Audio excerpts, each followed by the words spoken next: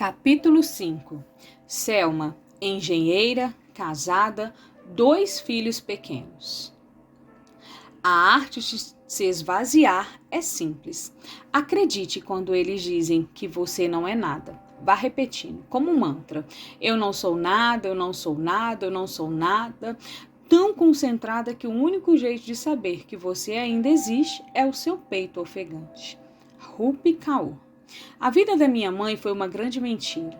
Para cada pessoa ela era uma mulher diferente. Na igreja era a esposa exemplar do pastor, dedicada aos outros, prestativa. Em casa falava mal dele e chamava-o de bruto, de pão duro.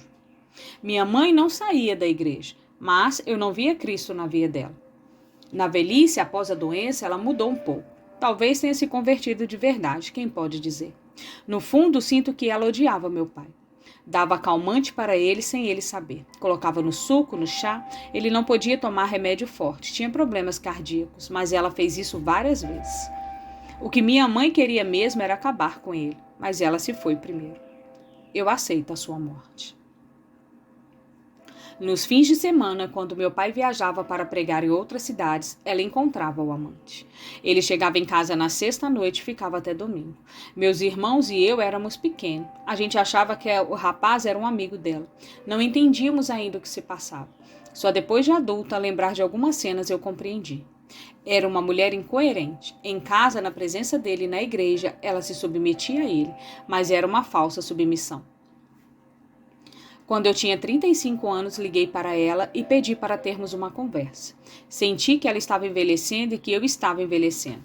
Eu tinha que pôr para fora o que havia no meu peito. Se esperasse mais, poderia ser tarde. Liguei e pedi que viesse à minha casa. Precisamos conversar, eu disse. Fui direta. Disse que me lembrava de fatos marcantes da minha infância, de ocasiões, gestos, roupas, e tinha enxergado algumas coisas que antes não me eram nítidas. Conheço a dinâmica de um casal, mãe. Sei como as coisas funcionam. Sou uma mulher, não minta mais para mim. Quero dizer que eu a perdoo, eu disse. Sei que o fulano era seu amante. Amante? Ela negou 3 vezes, como Pedro. Não precisa mais fingir, insisti. Sei o que significa um homem andando de cueca pela casa depois do cochilo de sábado à tarde. Ela olhou para seu relógio de pulso e disse: está vendo esse relógio? Foi ele quem me deu. E começou a devagar. Ele me dava carinho, atenção, ela disse, levava presentes. Mas um dia eu percebi que ele estava mais interessado em você do que em mim, lembra? Lembra quando eu entrei no seu quarto e o vi ali do seu lado na cama te acariciando? Naquele dia eu o expulsei de casa e nunca mais quis saber dele. Ela tinha 75 anos quando tivemos essa conversa. Era sobre isso que você queria falar comigo? Ela me perguntou. Antes de ligar para ela, eu imaginava uma aproximação, uma conversa íntima, desabafos. Nessa conversa, minha mãe finalmente me contava seus segredos, chorava arrependida, me pedia perdão. Ela me abraçava e, constrangida, passava a mão no meu rosto sorrindo. Criei uma expectativa enorme para esse encontro. Mas tudo o que ela disse foi: pus uma pedra em cima de tudo isso. Não quero mais falar. Levantou-se e foi lavar a louça emburrada. Não derramou uma lágrima. Não acreditei. Fiquei muda. Respirei fundo e perguntei: posso te dar um abraço? Nos dias seguintes tive febre alta, fiquei de cama. O mal-estar provocado por aquele encontro tão intenso. A dor de vê-la cauterizada pela vida, sem expressar arrependimento, sem ser capaz de um gesto de carinho. Chorei muito, muito. Foi só depois daquela tarde que entendi que eu precisava aprender a amar minha mãe independentemente de tudo o que ela fizera. Ela não sabia amar, porque ela não recebeu amor. A gente só dá o que recebeu. Ter a oportunidade de falar sobre isso é motivo de cura para mim. Sei que Deus vai me mostrando as coisas aos poucos e me libertando aos poucos, e isso me alivia.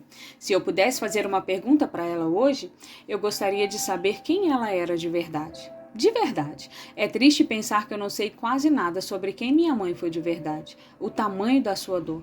Tudo o que sei é que a minha mãe morreu no parto e o pai se foi quando ela tinha apenas 13 anos. Fui criada por parentes. Quando conheceu meu pai numa reunião de família, ele ainda não era pastor. Era mecânico. Só se converteu depois de casado, quando já tinha 3 filhos.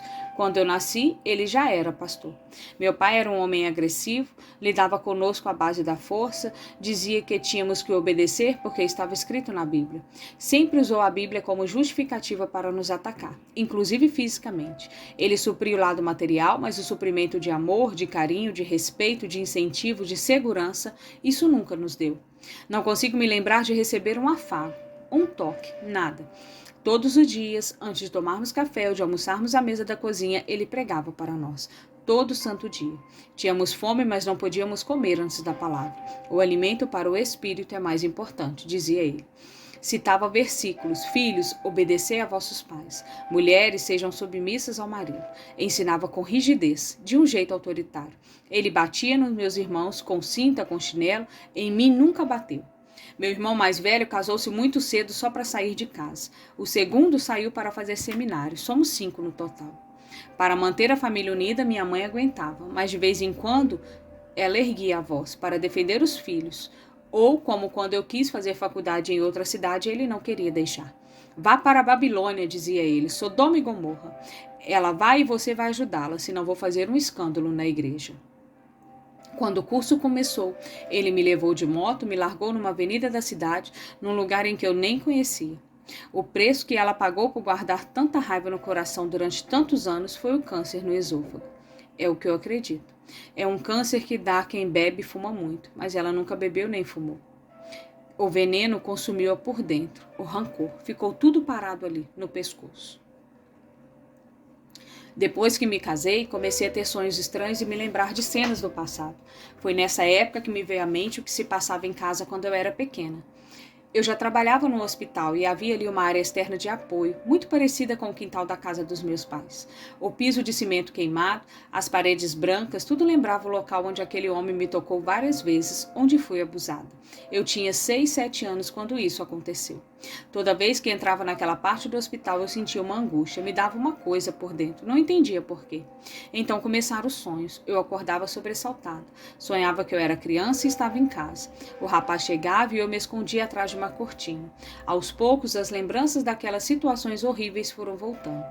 Certa vez, eu estava na sala de apoio do hospital e o senhor da manutenção entrou, segurou meu braço com força e me perguntou se estava tudo bem. Eu me assustei, comecei a chorar e corri para o banheiro. Vomitei muito. Uma enfermeira me viu e perguntou o que estava acontecendo. Quis saber se eu estava grávida. Eu chorava sentada no chão. Levaram-me para a enfermaria, me deram um calmante e uma amiga veio me buscar. Levou-me para a casa dela e me disse que eu precisava ver um psicólogo com urgência. Foi durante a terapia que eu entendi que o quintal me remetia ao lugar do abuso e que a voz do senhor da manutenção era a voz do abusador. Eu nunca havia contado isso tudo de forma contínua. Isso, para mim, é uma reconstrução e está me fazendo bem. E foi muito exposto quando eu era pequena. Eu já era casada havia anos quando nos mudamos para São Paulo e conhecemos em nossa igreja o Celebrando a Recuperação. É um grupo terapêutico que se reúne uma vez por semana na igreja. Veja como são as coisas. Resolvi participar, achando que eu poderia ser usada por Deus para ajudar as pessoas. Eu não achava que eu mesma é quem precisava de ajuda. No Celebrando, minhas feridas não curadas vieram à tona. Entendi que sou fruto de uma família totalmente disfuncional, de muitos abusos físicos e psicológicos. Ouvi a história de outras pessoas com sofrimentos psicológicos graves que se abriam durante as reuniões, num ambiente de respeito e acolhimento, e isso me fez muito bem. Falar da minha história, poder reconstruí-la e, enfim, aceitá-la foram passos importantes num processo de autoconhecimento e de cura. Creio que passar por tudo que passei fez de mim uma mãe mais atenta. Temos muito cuidado com nossa filha, com sua exposição física e emocional. Ensinei-lhe que ninguém tem o direito de tocar seu corpo intimamente. Sabemos na casa de quem ela pode ou não pode dormir. Meu marido é um pai amoroso e incentivador. O que me atraiu nele? A inteligência. Ele me passa tranquilidade, segurança. Gosto de conversar com ele, admiro o jeito como trata as pessoas, com tanta gentileza. Fui criado num ambiente agressivo de gritos e falas duras. Meu marido me mostrou que eu não precisava aumentar a voz quando quisesse discutir com ele. Com calma, ele me fez ver que podíamos conversar sem nos exaltarmos. Foi o que me encantou nele, simplicidade, humildade, respeito. Selma chora muito nessa parte do relato. Submissão para mim é não tomar sozinha decisões que são importantes para a família toda. Posso decidir muitas coisas sem a opinião dele, mas o que for relevante para a nossa dinâmica familiar, creio que devemos decidir juntos. Eu me submeto à sua opinião porque somos uma família. Nunca tive a oportunidade de ter uma conversa honesta sobre todas essas lembranças com meu pai. Senti vontade, mas ele não tem condições de ouvir a minha história. Ele já tem 90 anos, é paciente cardíaco, sei que faria mal a ele, mas nosso relacionamento hoje é muito bom. Minha cura me capacitou a perdoá-lo. Eu perdoei meu pai.